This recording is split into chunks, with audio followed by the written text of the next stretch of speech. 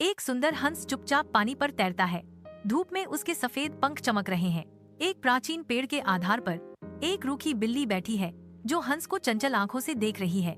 दो प्राणी अलग दुनिया के शांत विस्तार में एक दूसरे को देखते हैं। खोई हुई और अकेली झबरी घने निर्दयी जंगल में घूरते हुए बढ़ते डर से कांप रही है।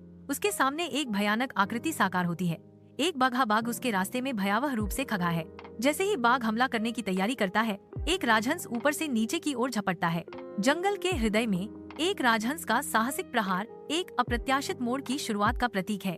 बाघ अब अंधा होकर डर के मारे भाग जाता है। तुमने मेरी जान बचाई, अब हम अच्छे दोस्त हैं, झबरी ने कहा। उसकी आवाज जंगल में गूंज रही थी।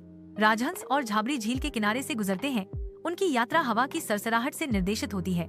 एक पुराना नक्शा दिखता है जिसके फटे किनारे लंबे समय से छिपे रहस्यों का संकेत देते हैं। राजहंस उड़ान भरता है, ऊपर ऊंचाई पर चक्कर लगाता है। उसकी निगाहें तेज हैं क्योंकि वह परिचित संकेतों की तलाश में है। झाबरी मानचित्र के गुप्त रास्तों का अनुसरण करती है। उसके नरम पंजे रेतीले किनारे पर रास्ता दिखाते हैं। राजहंस और झबरी एक गुफा में प्रवेश करते हैं। खजाने को देखकर उनकी आंखें फैल जाती हैं। सोने के सिक्के झिलमिलाते हैं, मोती चमकते हैं और रत्न जगमगाते हैं, जिससे गुफा जादुई रोशनी से भर जाती है। जैसे ही शाम ढलती है, फ्लेमिंगो और जबारी शांत झील के किनारे एक साथ बैठते हैं।